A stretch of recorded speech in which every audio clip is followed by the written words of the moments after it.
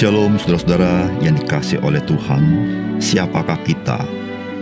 Itu ditentukan apakah yang ada di dalam hati kita.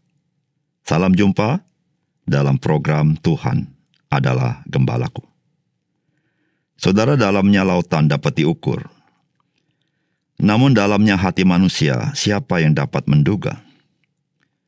Itu menggambarkan betapa hati manusia itu bersifat misteri. Bukan saja orang lain tidak dapat menduga hati kita, namun bisa saja kita sendiri juga tidak dapat menduganya. Namun berapa banyak kehidupan manusia itu, hati dan kata atau tindakan itu dapat berbeda jauh sama sekali. Hal ini terjadi khususnya ketika manusia itu berada di antara banyak orang. Oleh karena itu dapat dikatakan kesejatian kita itu ada di dalam batin kita atau dalam hati kita. Oleh karena itu Tuhan Yesus memberikan perumpamaan akan benih yang jatuh ke tanah. Pertumbuhan bukan saja tergantung benih yang baik, tetapi pada tanah di mana benih itu jatuh. Tanah itu menggambarkan hati manusia. Bahkan benih yang hidup tidak dapat tumbuh dengan baik di tanah yang tidak baik. Sebagai orang percaya, kita beribadah kepada Tuhan di gereja dan bersama-sama mendengarkan firman Tuhan. Namun hasilnya dapat berbeda-beda pada tiap-tiap orang. Semua itu sangat dipengaruhi oleh bagaimana hati kita meresponi firman Tuhan. Setelah mari kita membaca Yeremia pasal 17 ayat 1 sampai dengan ke-18. Dosa Yehuda telah tertulis dengan pena besi yang matanya dari intan terukir pada loh hati mereka dan pada tanduk-tanduk mezbah mereka sebagai peringatan terhadap mereka. Mezbah-mezbah mereka dan tiang-tiang berhala mereka memang ada di samping pohon yang rimbun di atas bukit yang tinggi, yakni pegunungan di padang. Harta kekayaanmu dan segala barang perbendaharaanmu akan kuberikan dirampas sebagai ganjaran atas dosamu di segenap daerahmu. Engkau terpaksa lepas tangan dari milik pusakamu yang telah kuberikan kepadamu. Dan aku akan membuat engkau menjadi budak musuhmu di negeri yang tidak kau kenal.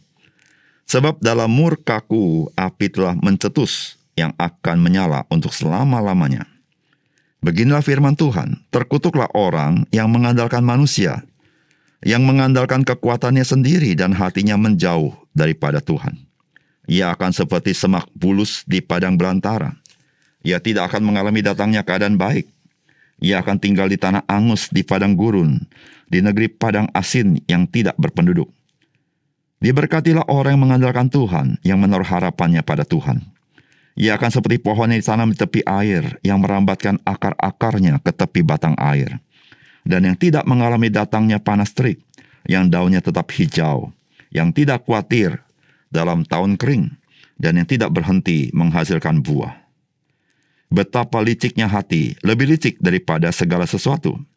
Hatinya sudah membatu, siapakah yang dapat mengetahuinya?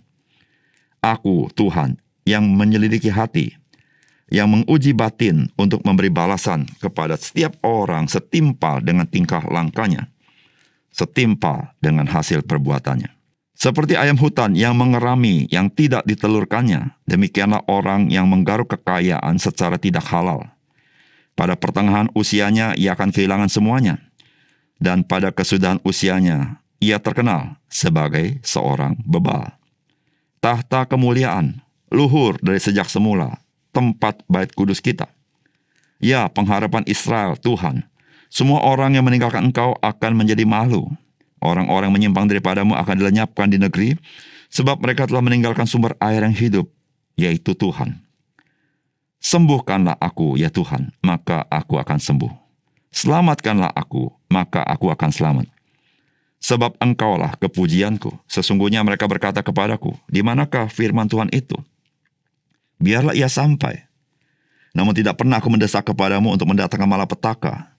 Aku tidak mengingini hari bencana. Engkaulah yang mengetahui apa yang keluar dari bibirku. Semuanya terpampang di hadapan matamu. Janganlah engkau jadi kedahsyatan bagiku. Engkaulah perlindunganku pada hari malapetaka. Biarlah orang-orang mengejar aku menjadi malu, tetapi janganlah aku ini menjadi malu. Biarlah mereka terkejut, tetapi janganlah aku ini terkejut. buatlah hari malapetaka menimpa mereka, dan hancurkanlah mereka dengan kehancuran berganda. Saudara yang dikasihi oleh Tuhan, Tuhan menyatakan bagaimana sesungguhnya kondisi umat Tuhan. Apa yang nampak memang lahir dari hati yang terdalam dari mereka. Namun sesungguhnya kondisi hati mereka sungguh sudah sangat jatuh begitu dalam. Oleh karena itu telinga mereka menjadi tuli kepada firman Tuhan. Saudara, apakah pesan firman Tuhan bagi kita? Yang pertama, Tuhan mengenal siapa kita. Bukan saja dari apa yang nampak, namun dari apa yang ada di dalam hati kita.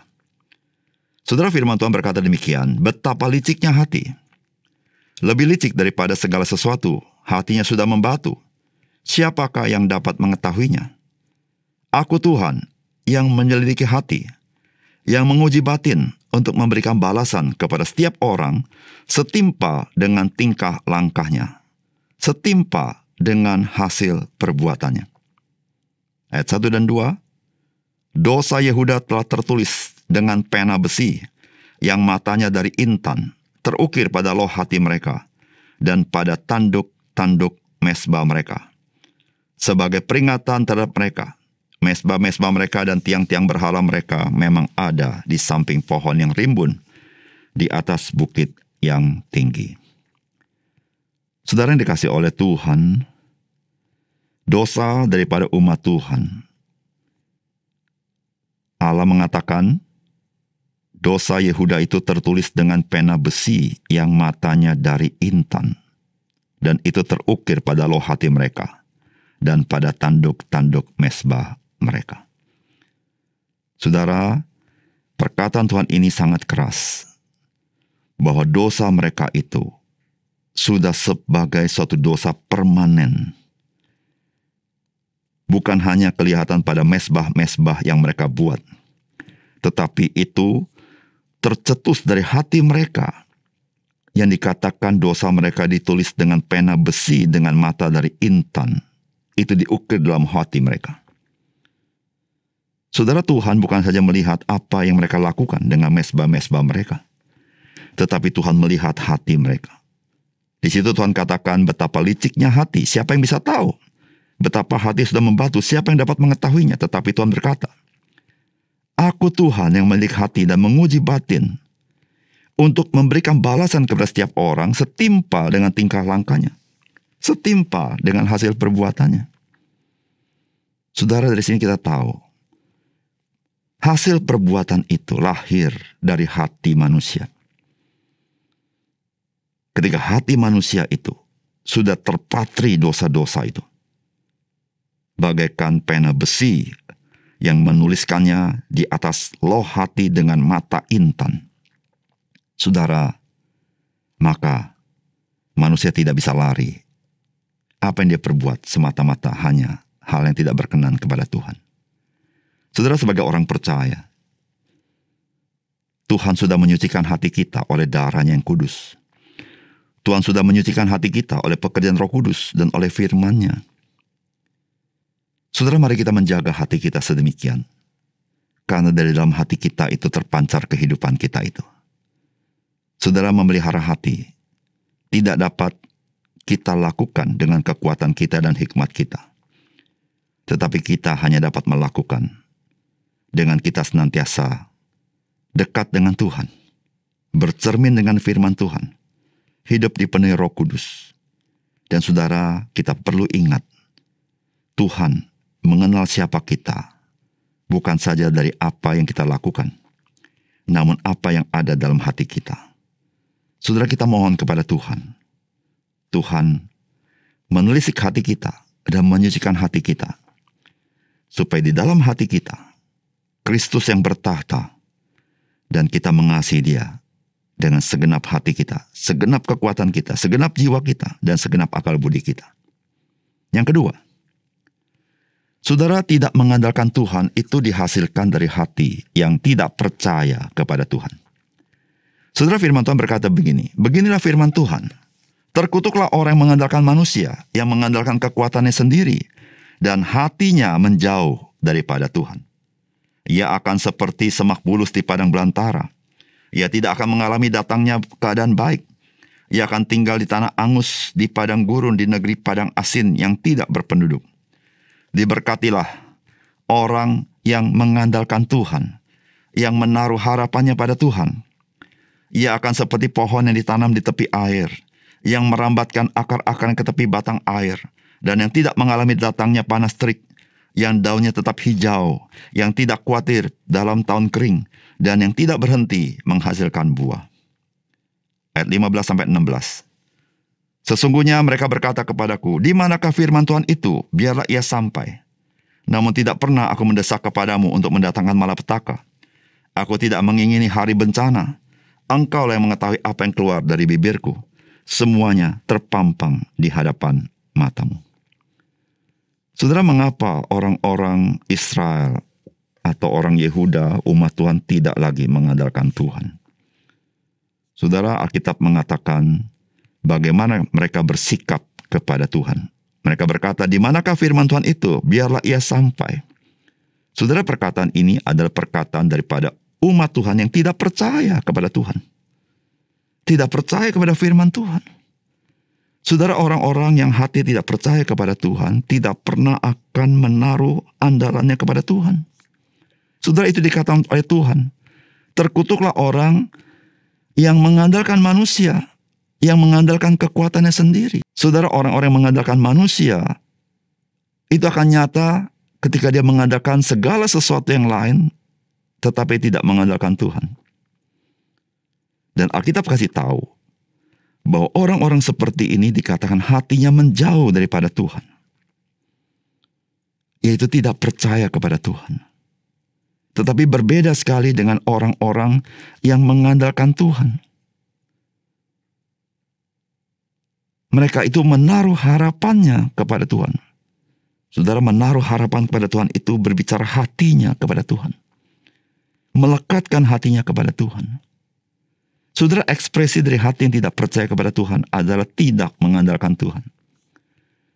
Saudara, kita harus waspada. Jangan sampai kita berkata, saya ini percaya kepada Tuhan. Tapi kehidupan kenyataan kita tidak pernah mengandalkan Tuhan. Kita mengandalkan kekuatan kita sendiri. Mengandalkan diri kita sendiri dengan mengandalkan hal-hal yang lain. Yang kita anggap sanggup menopang hidup kita.